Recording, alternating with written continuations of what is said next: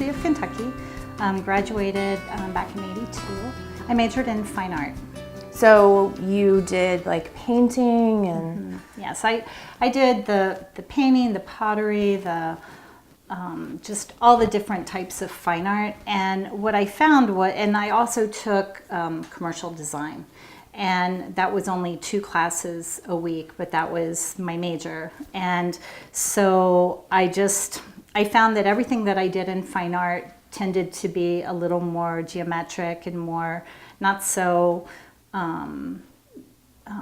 out there creative, which is what they wanted, and it was more controlled and defined like graphic design is. You found yourself gravitating more to the design aspect? Yeah.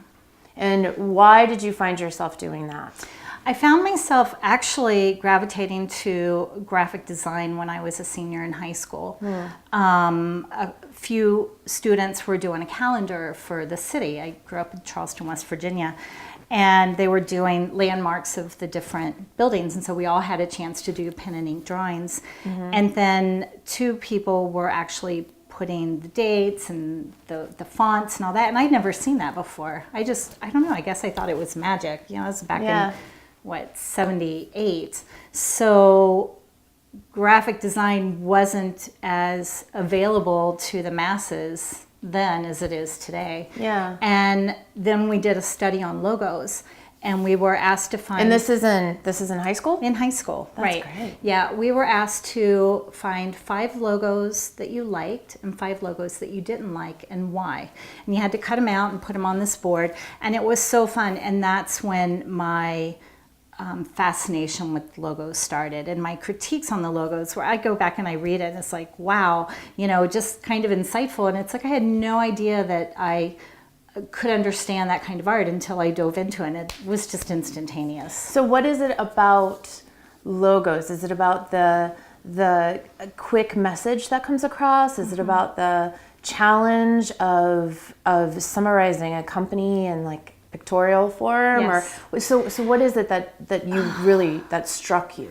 I think just how every single line conveys a message. And that's why you can't critique a logo unless you know who the audience is and what they're trying to do.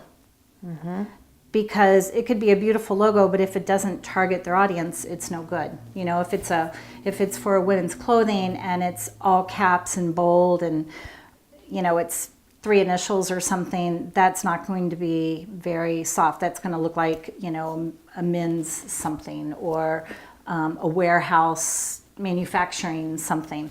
And, just having, changing the letters to have curves on the edges instead of hard right angles softens it. Or you can, add a little flow element, and that softens it another step. One thing, when I meet with clients and we're talking about a logo, I have them give me a number between 1 and 10 that tells me where they see their logo falling on the high-tech, high-touch scale. And so, like, if it's a professional business, you're going to at least be at a 5. Like a 10 would be IBM. It's all caps, hard angles. So that would be so what's the soft touch? The soft touch would be like build a teddy bear or something. Oh, okay. And that's more retail, probably, ice cream shops, things like that. You can be a little more fuzzy on.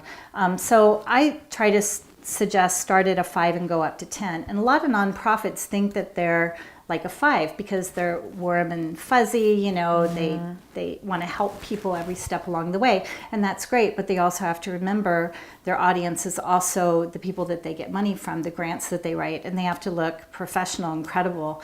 And so we need to scoot them up the scale a little farther, maybe not a 10, but maybe a 7. You have your own design company, and you've won awards for your design. I wanted to tell you that the one you did for the orthodontist with the tooth. Yes, Girdwood. Yes, that's how did you come up with that?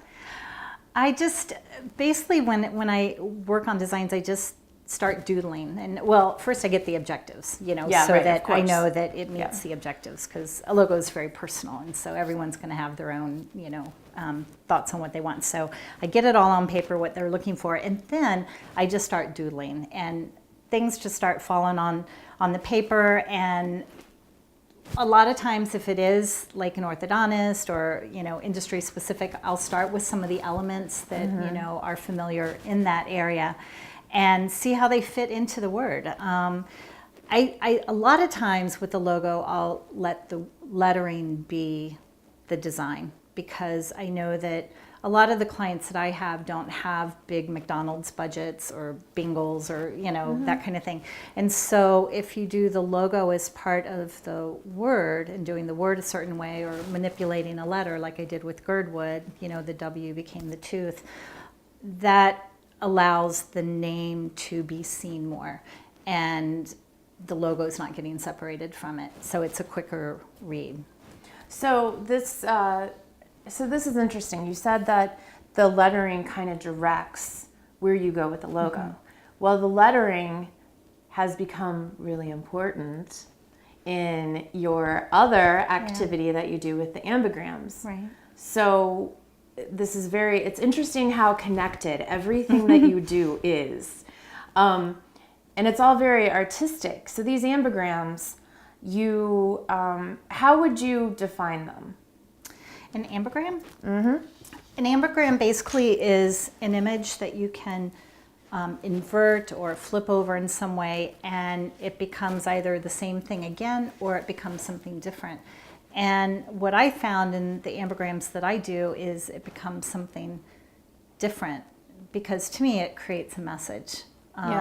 One of the ambigrams that I created is the word worry. And when you flip it over, it becomes the word prayer. So that's a message. It's not just a pretty piece of art that, oh, wow, it says prayer both ways. No, this is reminding us that when we worry, to turn it over to God and pray about it. And it makes it a stronger image. And I think it offers hope to people. When they see something that is as unusual as an ambigram, especially if it's the first time they've seen one, which seems to happen a lot lately, it not only is a unique piece of art, but it also speaks to them, and in pretty deeply too. I've given them to strangers, and I've had them just cry in front of me. You have no idea what was going on in my day today. And, I know I'm just supposed to share them, that I get them down, put them on paper, create it in a way that it can be passed along either as a keychain or a worry stone, or, just a wallet card. And it seems to kind of find its own place and get to the places it needs to go. So do you start with kind of like focusing on a word and trying to make it symmetrical, or do you start, what's the first thing? Well, this is going to sound kind of odd, but it's like whenever I hear words spoken, like if somebody says, worry is prayer in reverse. I heard those sitting in church, and I doodled on my bulletin and created it in probably about 10 minutes, and which kind of blew me away. But it's something that I find if I sit down and I say, okay, I want to create an ambigram of this, it won't work. It just doesn't work. It's almost like it's inspired, and somehow between when it's said and when it gets to me, something happens. I was driving down the road going to West Virginia, and I heard an author talk about how his life changed when he let go of fear, or when he found love, or he let go of fear and he was able to find love. And so I'm driving down the road, I grab a piece of paper, it's on my steering wheel, and I'm doodling this, and I'm thinking, oh my gosh, this is insane. And I get it so far that it's like, okay, I think this is gonna work. I need to put this down and focus on the road. And so I got to where I was going, and I doodled some more, had to make a couple of tweaks because I had a capital A, and the capital A in fear became the V in love, which I thought was the perfect solution. But as I worked with it some more, I didn't like having a capital F, a lowercase e, a capital A, and a lowercase r. That doesn't make sense graphically. You know, Okay, you yeah, shouldn't switch that's that. where that knowledge comes in. So I thought, oh man, it's not going to work. I'm so disappointed. And then I made it a lowercase a, and I saw how I could turn that into a V. And I've got a sample of that if you want to see it. Sure. So, and I can leave these with you too. But here's sphere, F-E-A-R. And when you invert it this way, it's L-O-V-E. So I just had to make the V a little different, and it still worked. So, but, you know, very, very seldom do I just think, you know, I've tried to do it with word peace, and I can't get anything to come out of that, you know. Now, one I did for the junior achievement, they wanted a logo for their anniversary that they were having, and they wanted to talk about imagine, you know, because it's all about creating things. And that one I did actually do by request, and it was really hard. But it's the word imagine, I-M-A-G-I-N-E, and when you flip it over, it becomes empower. Oh, that's great. And I found the word empower to work because it's like saying whatever you imagine, you're empowered to, for to sure. finish. Yeah. And so this is probably of the 9 or 10 ambigrams words that I've done. This is the only one that's worked that I actually had to force it to find something. So you are, it's almost like it comes to you in very strange ways. And it's not something that somebody could necessarily commission you to do. Right. Because it's like, well, it just kind of happens. Right. Well, I think that ambigrams too, and you know, do you find this to be true? I see them a lot more. And so your book, The Other Side of Christmas, which is an amazing, it's just amazing how you're able to tell two stories using the same image. But it reminded me of M.C. Escher. Not the story. Yeah. Not the story. Your use of the images reminded me of M.C. Escher and how he was really focused on symmetry and being able to flip the image over, and it just repeats and repeats and repeats and shows you just kind of get things. lost in it. Yeah, yeah. And he has different types of ambigrams that are related to what you do, but not necessarily exactly what you do.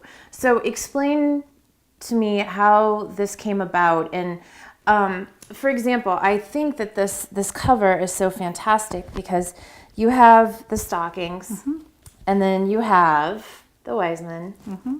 And the important part too, which is really fascinating in your book, and I don't think you see it very often in other ambigrams that are pictorial images, is color. Your use of color is really strong in this. Thank you. So how did you kind of come about this? I know that it was something that you had been working on, and Yes, it actually started with the picture of Santa and upside down it becomes Jesus, and that was my second ambigram that I did. And I had that out for a long time on magnets and ornaments and things like that. And my friend came to me. She has more children's books than the Lebanon Library does. Oh my gosh, she has so many children's books. No offense to the Lebanon Library. No offense, no. In fact, Jane needs to donate her books to all the libraries. But yeah, so anyway, she said, I think you need to do a children's book. Now, Ann Jonas also did children's books as ambigrams. She was an ambigram artist. She did 2 books. One was called Round Trip, and it was a black and white book. And her other book was called Reflections, and that one she took into color. And unfortunately, she passed away about 4 years ago. And I believe I'm the only living children's author doing children's ambigram books. So that's a huge responsibility to me to continue to do it and to pull children into it, because I think that, you know, it is captivating to them to want to read it, and then to look at the pictures and then maybe expand their mind to think, wow, maybe I could do something like that, and to keep the art alive so that, more people will do it.